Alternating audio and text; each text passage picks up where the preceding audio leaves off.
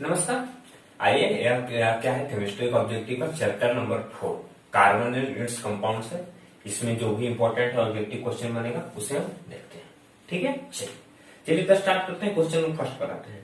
Question first बहुत आसान question का कि प्रयोगशाला में सबसे पहले जैविक कौन बना थी। आपको पूरा रट्टा मारा होगा कि प्रयोगशाला में सबसे पहले क्या चीज बना था, यौगिक का निर्माण। ठीक है, इसी पॉइंट से मैं आपको 2-3 क्वेश्चन राइज करवाते हैं। ठीक है, तो सबसे पहले क्या है कि इसका नाम क्या है। ठीक है, तो आप जानते हैं कि इसका नाम क्या होता है, CONH2 होल्ट। ठीक है, इसका क्या नाम होता है, CONH2 होल्ट। अब इसका IUPAC नाम इसे क्या बोले जाते हैं, IUPAC नाम से क्या हो जाता है, कार्बाइमाइड हो जाता है। क्या हो जाता है बाबू, कार्बाइमाइड या कार्बोएमाइड कहेंगे यहाँ पर नाम सुनिए। ठीक है, इसका भी केमिकल नाम पूछे तो क्या जाएगा, कार्बोएमाइड या कार्बाइमाइड। और ये फॉर्मूला पूछे तो क्या जाएगा, CONH2। और इसका स्ट्रक्चर तो आप जानते ही हैं क्या कि CONH2 इधर हो गया, NH2।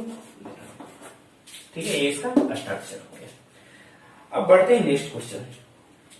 नेक्स्ट क्वेश्चन क्या कर रहे हैं कि इसी में क्वेश्चन बन सकता है क्या लोगों, इसमें क्या क्वेश्चन एक और बन सकता है क्या कि आखिर इसको किस वैज्ञानिक ने खोजा था। ठीक है, इस प्रयोगशाला को वैज्ञानिक का नाम तो क्या था, बोर था। क्या नाम था, बोर। ठीक है, और फिर एक और ऑप्शन इसी से आ सकता है क्या कि जीवन शक्ति का सिद्धांत किसने दिया था, तो उसका आंसर हो जाएगा बर्जेलियस। ठीक है, तो ये इसके साथ साथ बनाते बनाते आप ये सभी याद करते जाएंगे। अब बढ़ते हैं नेक्स्ट क्वेश्चन।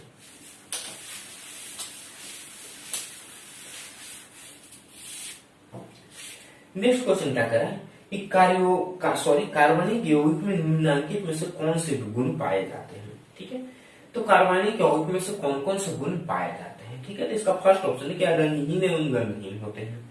सेकंड ऑप्शन है कि क्वथनांक तथा द्रव्यनांक निम्न होते हैं।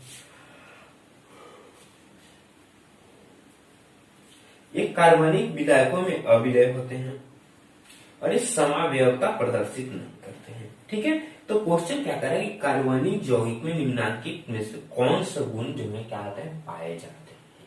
ठीक है, तो यहाँ पर यह रंगहीन, इस सबसे लास्ट ऑप्शन पे आते हैं। लास्ट ऑप्शन क्या कर रहा है, समावयवता प्रदर्शित नहीं करते हैं। तो क्या ये सही है, बिल्कुल गलत है। कार्बन जो है क्या आइसोमरेज बनाता है। ठीक है, आप उदाहरण में देख सकते हैं। अब जैसे क्या हो जाएगा, C4H10, तो C4H10 को हम 2-3 विधि से क्या C4H10 आइसोमरेज नहीं होता है, बिल्कुल हो जाता है। जैसे क्या हो जाएगा, H हो गया, H हो गया, H हो गया, फिर यहाँ क्या हो जाएगा, CH3 कर देंगे, यहाँ H हो जाएगा, यहाँ CH हो जाएगा। तो 4 कार्बन और 10 ऑक्सीजन हो गए ना, सॉरी 10 हाइड्रोजन हो गए ना। और मगर इसका नाम अभी बोलेंगे तो क्या हो जाएगा, 2 मिथाइल और प्रोपेन इसका नाम हो जाएगा। ठीक है, नोमेनक्लेचर नहीं आता, नोमेनक्लेचर का वीडियो जाकर देख सकते हैं। ठीक है, तो इसका क्या होता है, आइसोमरेज इसका बना रहे हैं ना, तो लास्ट ऑप्शन क्या है कि समवयवता प्रदर्शित नहीं करता है, क्या प्रदर्शित करता है ना, इसमें ऑप्शन में क्या हो जाएगा, ये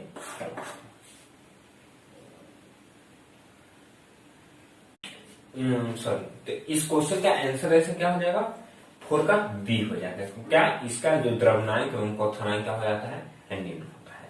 ठीक है, यह गंधहीन और रंगहीन तो होते नहीं है क्योंकि इसमें कुछ न कुछ गंध रहता नहीं है। ठीक है, कार्बन जब भी चलता है तो कुछ न कुछ गंध होता नहीं है, तो ऑप्शन ऐसे ही गलत है। कार्बनिक यौगिकों में क्या होता है, विलय होता है, क्योंकि कार्बन नहीं है तो कार्बन में तो विलय हो नहीं गया। पढ़ते हैं नेक्स्ट क्वेश्चन।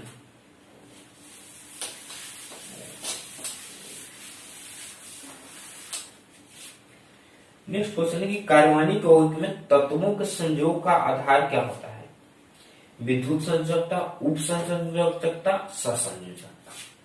ठीक है, तो इसमें क्या होता है, इसलिए सीधा सीधा आपसे पूछ रहा है क्या कि कार्बन जो है आपस में कौन सा बॉन्ड बनाते हैं, क्या आयनिक बॉन्ड बनाते हैं, बिल्कुल नहीं। क्या कौन सा बनाते हैं, कोवैलेंट बॉन्ड यानी का सहसंयोजक बंधन।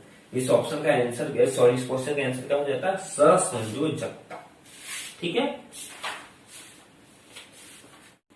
नेक्स्ट क्वेश्चन क्या है कि अणुसूत्र C5H12 की कितने श्रृंखला समन्वय क्या होगा, इसका स्ट्रक्चरल आइसोमरेज क्या, C5H12। ठीक है, तो अभी थोड़ा सा आपको झलक आइसोमरेज का दिखाया था, वो जो आपको झलक देखा तो क्या था, स्ट्रक्चरल आइसोमरेज, मतलब क्या श्रृंखला समन्वय। ठीक है, तो इसको देखिए, तो आइसोमरिक में क्या कहते हैं कि इसी को हमें क्या चाहिए, C5 रहना चाहिए, हाइड्रोजन 12 रहना चाहिए। इसे हम कितने तरह से हम दिखा सकते हैं, यही है। ठीक है, एक तो हम क्या दिखाने, इसे लंबे लंबे पूरा कार्बन 5, ठीक है, सब हाइड्रोजन है। ठीक है, तो ये एक हो गया। सेकंड इसको हम क्या दिखा देंगे, तो फर्स्ट हो गया, सेकंड भी इसको दिखाना चाहते। ठीक है, 4 कार्बन ऐसे ले लिए, ठीक है, और एक कार्बन हम क्या करेंगे, नीचे ले लेंगे। अभी भी 5 कार्बन है कि नहीं, 1 2 3 4 5, ठीक है, और जहां जहां खाली खाली है तो 12 ही हाइड्रोजन होंगे। जैसे देख लीजिए 1 2 3 4 5 6 7 8 9 10 11, ठीक है, बढ़िया से काउंट कर लीजिए, देख लीजिए 1 2 3 4 5 6 7 8 9 10 11।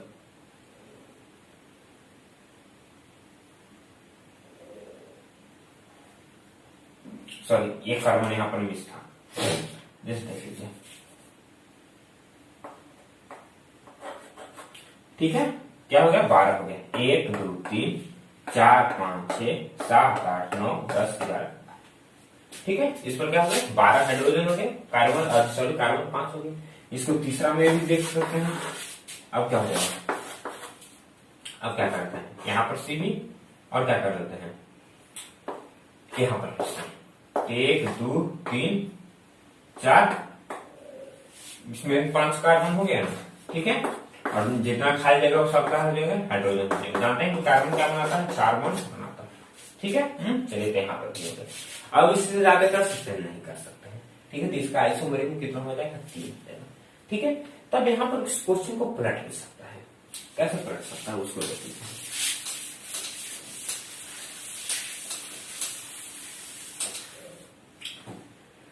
आपको क्वेश्चन पढ़ देगा, पूछेगा कि आखिर कार्बन का सबसे लास्ट कंपाउंड कौन होगा जिसका आइसोमेरिक पॉसिबल है। ठीक है, तो उसका क्या हो जाएगा, C4H10 हो जाएगा। कैसे से देख लीजिए, C3 का क्या बना सकते हैं, जैसे देख लीजिए, तो एक C3 का क्या हो जाएगा, ये हो जाएगा।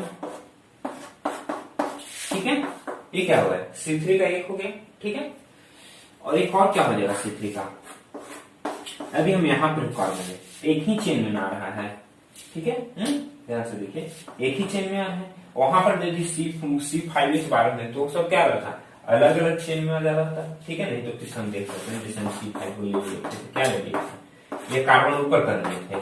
ठीक है, और ये क्या कर रहे थे, नीचे ही रखे थे। अब देखिए चेन बन रहा था, क्या 1 2 3 4 ही का चेन बन रहा था, 1 2 3 1 2 3 1 2 3 4 5 का तो चेन नंबर नहीं रहा था। यहाँ पर देखिए, किधर भी कार्बन को रखेंगे तो क्या करेगा, 3 चेन बनेगा। ठीक है, चलिए, यदि 3 चेन बन रहा है तो यदि समान चेन लगातार आ रहे हैं तो क्या करेगा, उसका आइसोमेरिक पॉसिबल नहीं। ओके, खास करके स्ट्रक्चर आइसोमेरिक। यदि पूछे कि स्ट्रक्चर आइसोमेरिक कार्बन का सबसे कम कंपाउंड कौन है, तो उसका आंसर क्या हो जाएगा, C4H10। ठीक है, अब बढ़ते हैं नेक्स्ट क्वेश्चन। नेक्स्ट क्वेश्चन क्या कह रहा है कि CH3 CH2OH और CH3O CH3 में किस प्रकार के समावयवी हैं, किस प्रकार के समावयवी है, मतलब क्या है, CH3 CH2 और क्या है, OH है। और फिर सेकंड क्या कर रहा है, CH3O CH3 CH3O और CH3। ठीक है, तो OH यहां पर क्या है, OH से क्या आ रहा है, अल्कोहल आ रहा है। और अल्कोहल क्या होता है, फंक्शनल ग्रुप, यानी क्या इसमें कर सकते हैं, क्रियाशील मूलक कहते हैं। ठीक है, यहाँ पर क्या है, आर है, आर से मतलब क्या, अल्केन। और यहाँ पर क्या है, एक क्या आ जा रहा है, ईस्टर आ जा रहा है। ठीक है, टेबी का एक फंक्शनल ग्रुप है। तो दोनों में क्या चेंज है, देखिए कार्बन यहाँ पर भी 2 है, हाइड्रोजन 5 1 6, यहाँ पर भी कार्बन 2 है, हाइड्रोजन 6 ऑक्सीजन, दोनों में तो सेम ही है। मगर क्या चेंजिंग आ रहा है, इसमें किसका चेंजिंग आ रहा है, फंक्शनल ग्रुप, यानी क्या, क्रियाशील मूलक कहते हैं। क्या है, क्रियाशील मूलक समावयवी, या तो हम कह सकते हैं क्या, सॉरी, फंक्शनल ग्रुप आइसोमेरिज्म। अब बढ़ते हैं नेक्स्ट क्वेश्चन। नेक्स्ट क्वेश्चन क्या है कि कौन सा जो हाइड्रोकार्बन है वो कमरे के ताप पर ठोस है। कौन सा हाइड्रोकार्बन जो है कमरे के ताप पर क्या है बाबू, तो इसके लिए आपको जानना पड़ेगा क्या बाबू, कि जो क्रम होता है क्या रहता है। आप जानते हैं क्या, C1 से लेकर के C4 तक जितने भी इनके क्या रहते हैं जनरली गैस रहता है। ठीक है, C1 से लेकर के C4 तक जितने भी कार्बन के लिए कंपाउंड है वो सारे क्या रहते हैं, गैस रहते हैं। ठीक है, और C5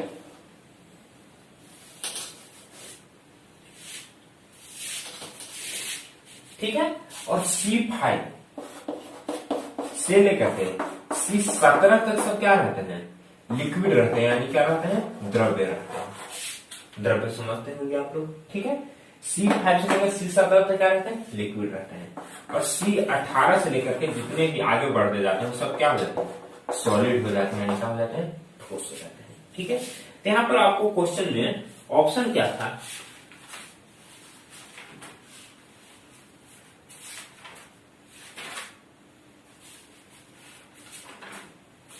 यहां पर आपका ऑप्शन है क्या, CH4। तो CH4 क्या हो जाएगा, गैस हो जाएगा। सेकंड ऑप्शन क्या है, C3H8। तो C3H8 क्या हो जाएगा, गैस हो जाएगा। C8H18 C8H18 क्या हो जाएगा, लिक्विड हो जाएगा। और C20H42 ये क्या हो जाएगा, वो सॉलिड हो जाएगा। ठीक है, तो उम्मीद करता हूँ आपको इस क्वेश्चन से पूछे तो क्या हो जाएगा, आपको दिक्कत।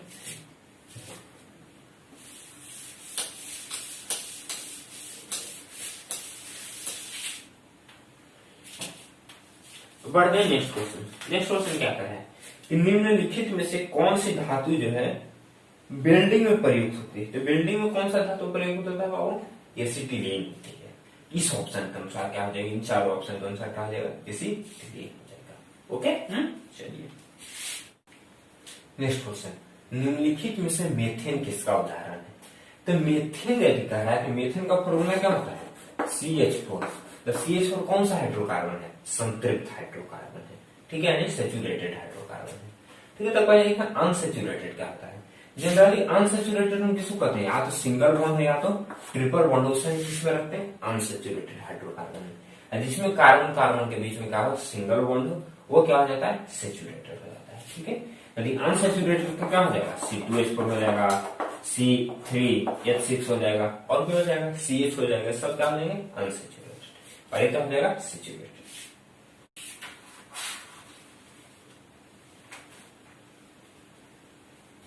नेक्स्ट क्वेश्चन है क्या कि निम्नलिखित में से कौन सा जो अल्कोहल है जो जल में सबसे कम विलय है।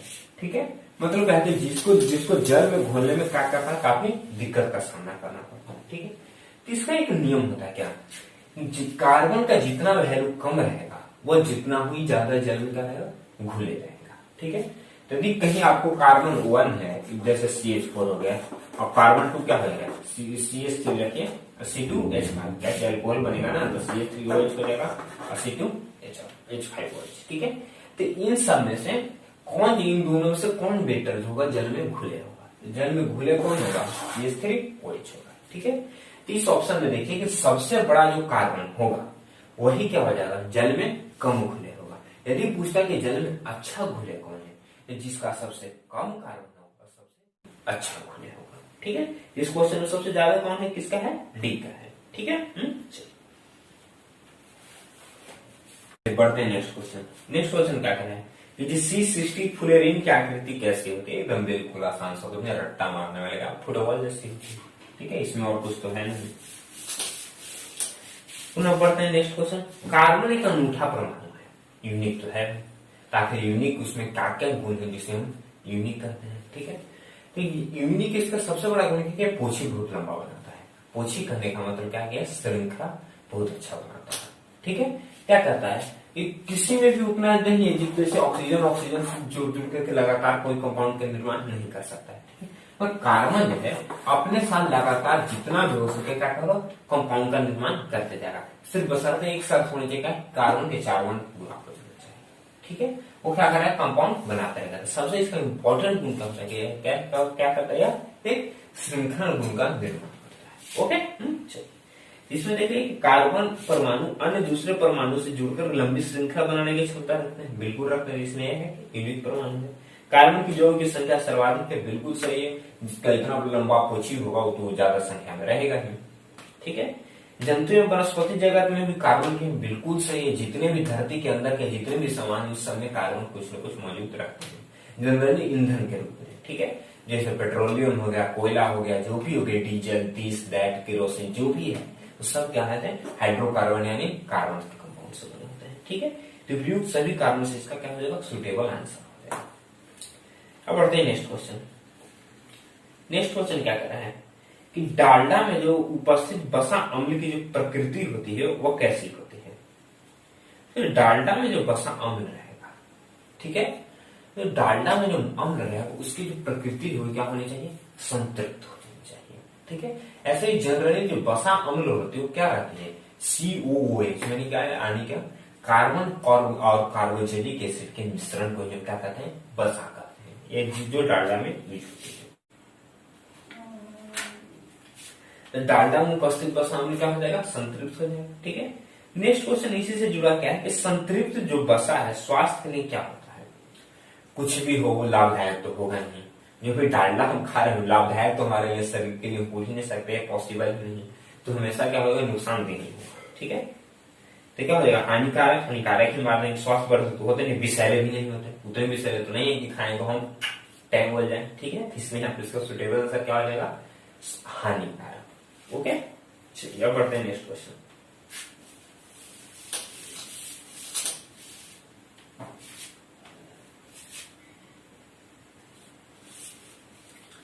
नेक्स्ट क्वेश्चन पूछा है कि कार्बोजेनिक अम्ल का क्रियाशील मूलक कौन है। अभी आपको बताया था कार्बोजेनिक अम्ल के बारे में। कार्बोजेनिक अम्ल का क्या हो जाता है, सिंगल बॉन्ड COOH। तो जहां भी कार्बोजेनिक एसिड का चर्चा करें वहां पर आप देख लीजिए क्या, सिंगल बॉन्ड COOH। या पूरा चार्ट देख लीजिए, पूरा फंक्शनल ग्रुप का आपको बता दी है। यहाँ एल्कोहल का OH, एल्डिहाइड का CHO, ईस्टर का ROR। ठीक है, चलिए, कीटोन का CO, कुछ कुछ तो याद है, खुद नहीं पता नहीं कितना का लिखवा दी है। एमाइन का NH3, हेलोजन का Cl, Bri, etc। ठीक है, चलिए, इस सबसे ये क्वेश्चन जरूर पूछ सकते हैं। नेक्स्ट क्वेश्चन क्या है, एथेन का आणविक सूत्र क्या है, C2H6 है। तो C2H6 है, तो अब इसमें क्या है, 6 सहसंयोजक का बंध है, 7 गो है, 8 गो है, 9 पर इसका जो बॉन्ड बना थे वो है पता चल जाएगा। कार्बन कार्बन के बीच सिंगल बॉन्ड, फिर hydrogen hydrogen hydrogen hydrogen hydrogen hydrogen, C2H6 हो गया। कितने बॉन्ड है, 1 2 3 4 5 6 1 7। तो C2H6 में कितने हैं, सहसंयोजी बंधन है 7। ठीक है, किसी का पूछे आप आराम से निकाल सकते, उसका बॉन्ड स्ट्रक्चर आपको सिर्फ निकालने आना चाहिए। नेक्स्ट क्वेश्चन क्या, कि ब्यूटेनॉन चतुर कार्बन यौगिक है जिसका प्रक्रियात्मक समूह क्या है। प्रक्रियात्मक समूह थोड़ा टफ है, उसका इंग्लिश हिंदी का फंक्शनल ग्रुप क्रियाशील मूलक कहते हैं। ठीक है, तो क्या कह रहा है, ब्यूटेनोन कह रहा है, तो ब्यूटेनोन अभी हम लिखेंगे तो क्या हो जाएगा, ब्यूटेनोन। आपको बता दें कि ब्यूटेनोन कीटोन किसके अंतर्गत आ रहा है, कीटोन के अंतर्गत। तो इसका ऑप्शन क्या हो जाएगा, C हो जाएगा। ठीक है, तो ये सब आप न्यूमेरिकल के लेक्चर में देख लेंगे। कभी इक लगा रहा हो तो कार्बोजेनिक हो जाएगा, अल लगा रहा हो तो क्या हो जाएगा, एल्डिहाइड हो जाएगा, ओल लगा हो तो क्या हो जाएगा, अल्कोहल हो जाएगा। ठीक है, चलिए बढ़ते हैं नेक्स्ट क्वेश्चन। ये खाना बनाते समय यदि बर्तन की तली बाहर से काली हो रही, इसका मतलब क्या है। तो इसका एक तो मतलब है क्या, कि ईंधन में कार्बन है।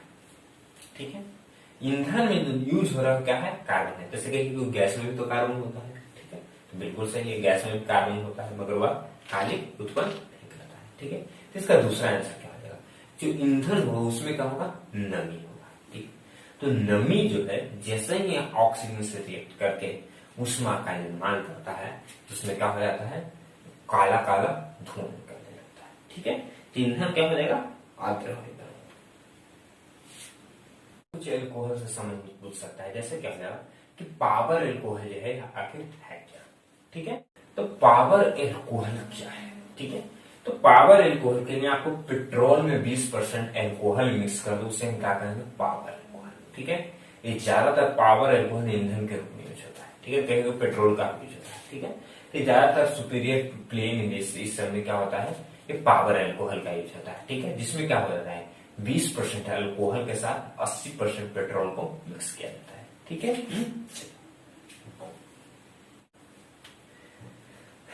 नेक्स्ट क्वेश्चन क्या है कि जो बसीय अम्ल है उसे हम क्या कहेंगे, सॉरी मतलब बसीय अम्ल किसे कहते हैं, तो आपको थोड़ा बहुत समझा चुका हूं मगर और थोड़ा समझ लीजिए क्या है कि जो बसीय अम्ल है C12 से लेकर के जितने भी लगभग C18 तक है जो कहिए जितने भी कार्बोजेलिक एसिड के जो श्रृंखला है, ठीक है, वो सारे क्या हो जाएंगे बसीय अम्ल, ठीक है। चलिए तो C12H क्या हो जाएगा, C12 और H को क्या ले लीजिएगा 12 दूना 24 से, ठीक है। H से COOH, ठीक है, ये कैसा इक्वेशन बन सकता है, तो हमको C12 से कितना कर ले लेना है, आगे बढ़ाते जाना है, C18 C19 C20 जितने भी इससे कंपाउंड बनेंगे वो सब क्या हो जाएंगे बसीय अम्ल का निर्माण करते हैं, ठीक है। एक बहुत ही इंपॉर्टेंट कुछ रिएक्शन से संबंधित क्वेश्चन आ जाते हैं एक दो, वो क्या हो जाते हैं, पूछेगा कि जो मीथेन जो है क्लोरीन से सूर्य के प्रकाश की उपस्थिति में रिएक्शन कर क्या देता है, CH4 यानी मीथेन किससे रिएक्शन करता है क्लोरीन से, कब सूर्य के प्रकाश यानी सनलाइट में, तब क्या आएगा, ठीक है। तो ये जो रिएक्शन है 3 टर्म में टूट कर होता है, ठीक है। तो पहला बार क्या हो जाएगा CH3Cl हो जाएगा, ठीक है। पुनः क्या हो जाएगा CH3Cl अगेन Cl से रिएक्शन करेगा, इस बार भी सेम सामने, अब क्या हो जाएगा CH2Cl2 हो जाएगा, ठीक है। तो एक क्लोरीन पहले से ही है, पुनः क्या हो जाएगा CH2Cl2 अगेन क्लोरीन से रिएक्शन करेगा, फिर सनलाइट हो, तब क्या हो जाएगा CHCl3 यानी क्लोरोफ्लोरोफॉर्म का निर्माण करता है, ठीक है बाबू। चलिए जैसे कि इंपॉर्टेंट चीज क्या बन जाएगा क्लोरोफॉर्म का निर्माण करता है। यदि आपसे क्वेश्चन पूछे क्या कि मीथेन जो है जो सनलाइट की उपस्थिति में क्या प्रोडक्ट का निर्माण करता है, तो क्या बोल दीजिएगा क्लोरोफॉर्म, ओके। चलिए ऐसा कब कभी क्वेश्चन पूछ देगा जो प्राइमरी अल्कोहल है कार्बोजेलिक एसिड यानी एसिटिक एसिड का निर्माण कैसे करता है, ठीक है। तो वो क्या करता है KMnO4, ध्यान से कैरेक्टरिस्टिक इंपॉर्टेंट है क्या, KMnO4 की उपस्थिति में प्राइमरी अल्कोहल कार्बोजेलिक एसिड का निर्माण करता है, ठीक है, यानी एसिटिक एसिड का निर्माण करता है। कोई भी कार्बोजेलिक एसिड जिस तरह से हम कार्बन लेंगे यहाँ पर प्राइमरी अल्कोहल उसी तरह से हमें प्रोडक्ट मिलेगा, ओके।